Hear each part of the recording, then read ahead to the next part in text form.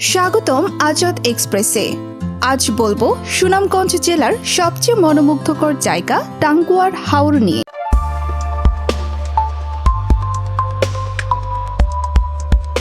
ভোরের আলো ফোটার আগেই তাহিরপুর উপজেলার মধ্যনগর থেকে পর্যটকরা রওনা হন।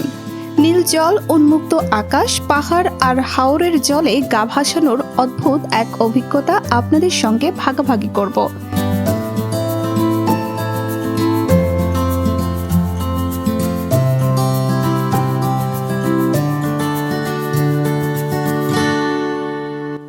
মধ্যনগর থেকে টাঙ্গুয়ার হাওর পৌঁছাতে সময় লাগে প্রায় 1.5 ঘন্টা।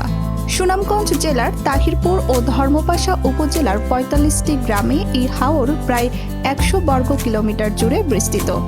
বর্ষায় হাওর যেন এক বিশাল সমুদ্র। হাওরটি আন্তর্জাতিকভাবে স্বীকৃত একটি জলাভূমি।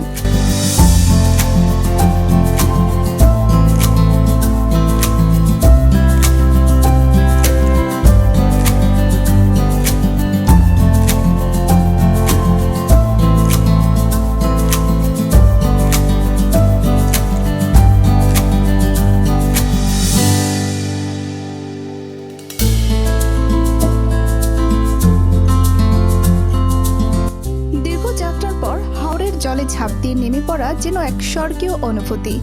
এখানে পানি এতটাই পরিষ্কার আর ঠান্ডা, মুহূর্তেই মন প্রাণ জুড়িয়ে যায়। চারপাশে শুধু জল আর আকাশ, কোনো কোলাহল নেই, শুধু প্রকৃতির ছোঁয়া। টাঙ্গুয়ার হাওরে এসে গোসল না করলে ভ্রমণটা অসম্পূর্ণই থেকে যাবে।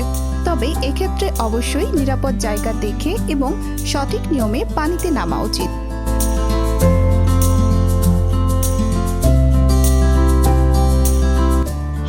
পরে যাত্রা এবার টেকেট ঘাট, নীলাদ্রি লেক এবং লাকমাতসরা হয়ে শিমুল বাগান ও বারেকের টিলা।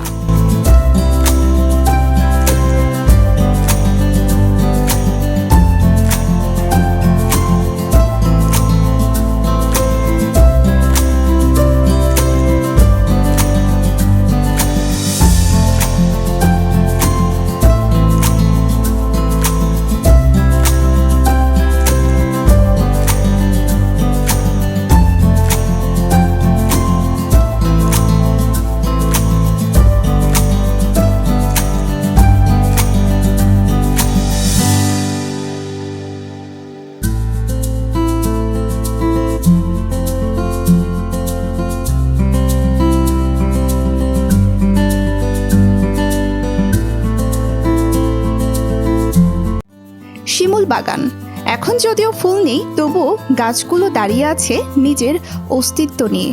প্রতি বছর বসন্তে এ বাগান যেন রক্তিম ফুলে রঙে রঙিন হয়ে ওঠে। কিন্তু এই সময়টা একটু ফাঁকা, একটু নির্জন। তবে প্রকৃতির সৌন্দর্য তো শুধু ফুলেই নয়, এখানকার খোলা আকাশ, হাওরের হাওয়া আর বাগানের প্রশান্ত পরিবেশ এক অন্যরকম ভালো লাগা দেয়। শিমুল বাগানের ঠিক পাশেই রয়েছে বারেকের টিলা। টিলায় উঠলেই চোখে পড়ে সীমান্ত ঘেঁষা পাহাড় আর নিচে বিস্তীর্ণ জলরাশি। যদিও এখন শিমুল ফুল নেই, কিন্তু প্রকৃতি সবসময়ের মতোই সুন্দর।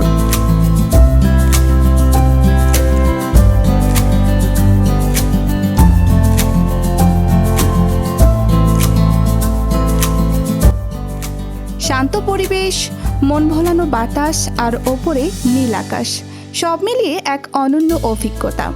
এখানে দাঁড়িয়ে মনে হয় সময়টা একটু থেমে গেছে।